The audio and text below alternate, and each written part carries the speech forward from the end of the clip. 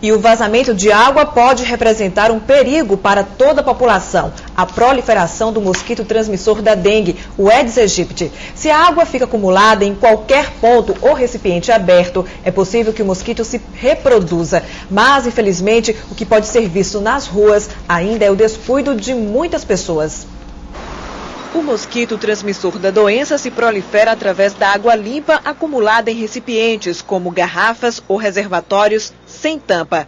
Terrenos abandonados com lixo acumulado servem para depósito de água parada, ambientes que também contribuem de forma negativa para o controle da dengue. Democrática, a dengue é uma doença que não escolhe cor, raça nem classe social. Sergipe é um dos 16 estados com risco muito alto de enfrentar epidemia de dengue neste verão. A última epidemia foi registrada em 2008. Foram 7.747 casos de dengue notificados, 4.549 casos confirmados, 52 casos de dengue hemorrágica e 9 pessoas morreram. Este ano já foram notificados 286 casos de dengue no estado, 15 confirmados. No ano passado, foram 1.800, com 414 confirmações. Dentre os municípios com maior incidência da doença, causada pelo mosquito Aedes aegypti, estão Nossa Senhora do Socorro, com 127 casos, Neópolis, com 73, Estância Parece, com 51, Barra dos Coqueiros, com 40 e Canidé de São Francisco, com 26 casos de dengue. Em Aracaju, bairros como o Cidade Nova, Aeroporto, Atalaia, Siqueira Campos, 18 do Forte, Cirurgia, Pereira Lobo, São José e Suíça apresentam alto índice de infestação do mosquito. Pelo último dado divulgado pela Secretaria da Saúde de Aracaju, este ano já foram notificados 76 casos de dengue na capital, sendo 8 confirmados e 3 desses de dengue hemorrágica, 2 em Aracaju e 1 em Itabaiana. Em 2010, o número de casos notificados em Aracaju chegou a 729, 226 foram confirmados, sendo 9 de dengue hemorrágica. Em fevereiro, em Aracaju, foram 13 casos notificados, 6 desses foram confirmados. E uma outra preocupação em relação à dengue são os sintomas. Como se confundem com os sintomas de outras viroses, principalmente a gripe, é preciso tomar muito cuidado com o diagnóstico. E esse é um desafio para pacientes e médicos. E como o assunto é muito sério, para tentar esclarecer, o SETV Primeira Edição convidou a médica infectologista Fabrícia Tavares.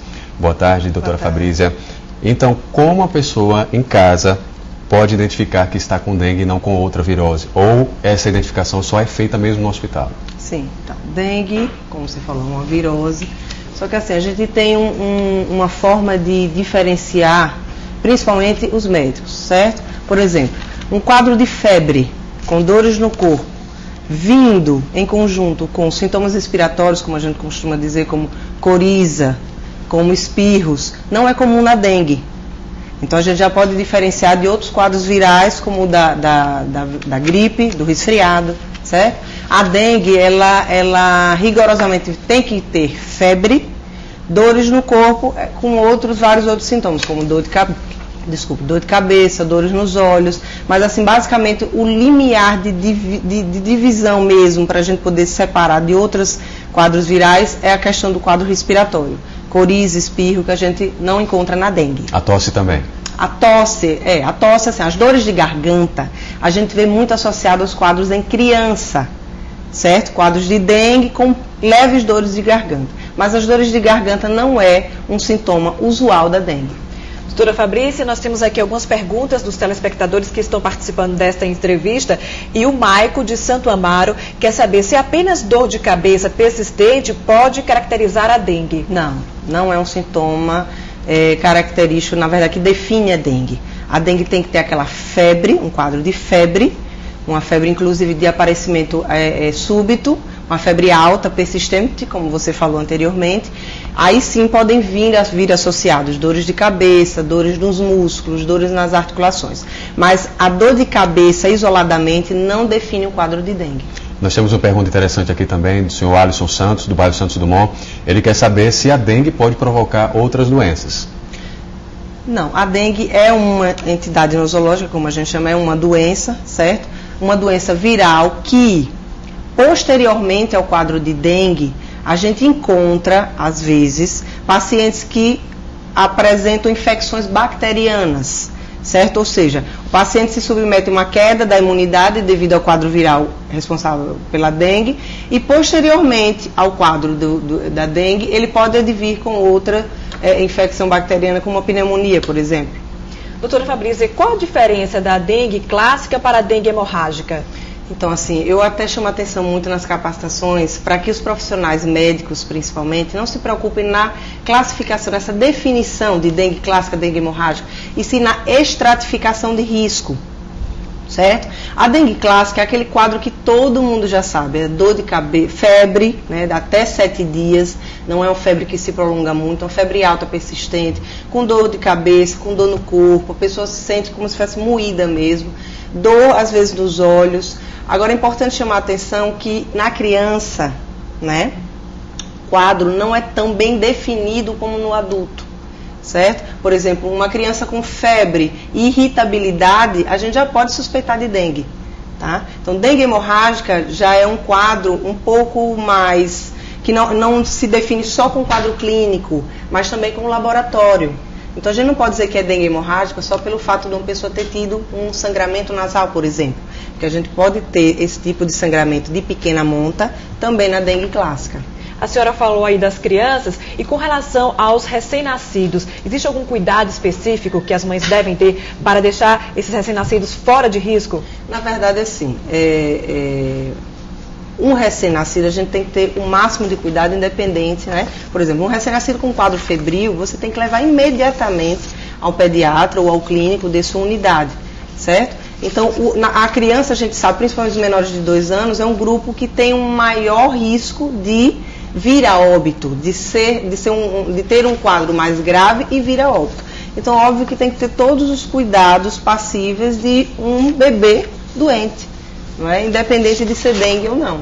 A amamentação pode contribuir? Não, a amamentação não se deve restringir nada do bebê se vier com quadro febril, vamos colocar assim, quadro febril, certo? A amamentação tem que ser de livre demanda, ou seja, quando a criança quiser tem que amamentar, tem que hidratar, certo? Então não tem, inclusive tem questionamentos em relação a isso, se deve amamentar, até a mãe quando está com dengue. Então não tem contraindicação, tem que amamentar o bebê, seja o bebê com febre, é óbvio que ele vai reduzir um pouquinho, não vai querer, mas tem que insistir, tanto quanto a mãe, quando a mãe tiver também o quadro de dengue. A gente tem outra pergunta aqui da dona Ana Paula Santos, do Marcos Freire 3, ela quer saber se o rosto dolorido pode ser um sintoma de dengue.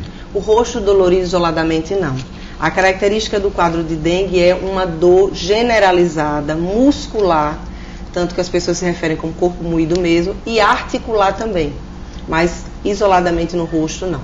Um outro telespectador enviando outra pergunta também, se pode-se usar paracetamol no tratamento da dengue. Pode sim. Paracetamol é uma das drogas indicadas para o tratamento, na verdade não é o tratamento, é o paliativo, né? Para se evitar febre, né, e outras complicações. O paracetamol e a dipirona a gente indica para os quadros febris da dengue. Para a criança também? Para a criança também. Doutora Fabrícia, a gente vê que o telespectador ainda tem bastante dúvida, né, mesmo com algumas explicações, e aí a dona Josefina de Laranjeiras, ela quer saber se a dor persistente no corpo indica também sintomas da dengue, pode ser a dengue.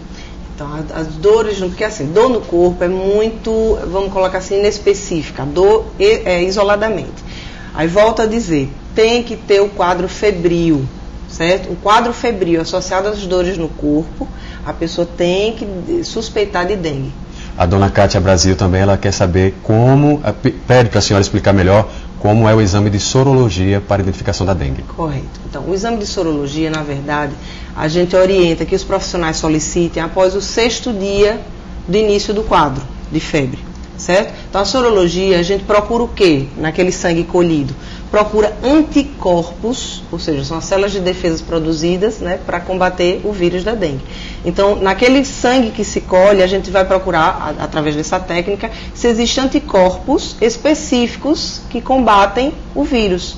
Então, é um exame utilizado, né, para a gente confirmar, né, se a pessoa teve ou não a dengue. Doutora Fabrícia, e com relação ao tratamento, né? Existe alguma indicação para também a pessoa ir se cuidando em casa? Sim, com certeza. O que a gente tem que indicar a primeira coisa que a gente tem que orientar é a hidratação. Então, não esperar hidratar só no posto quando chegar. Já inicia a hidratação, principalmente crianças, idosos, pacientes que têm outras comorbidades, como doenças pulmonares, doenças que podem agravar e complicar a doença, a gente indica que comece a hidratação em domicílio. Caso o paciente não tolere a hidratação oral, óbvio, que a gente tem quadros assim, aí sim referencia urgentemente para um hospital. Essa hidratação deve ser feita com qualquer tipo de líquido? Água, soro caseiro, água de coco, certo? Principalmente água e soro caseiro. O soro caseiro é mais orientado, que é o equivalente ao soro fisiológico que a gente usa em nível hospitalar.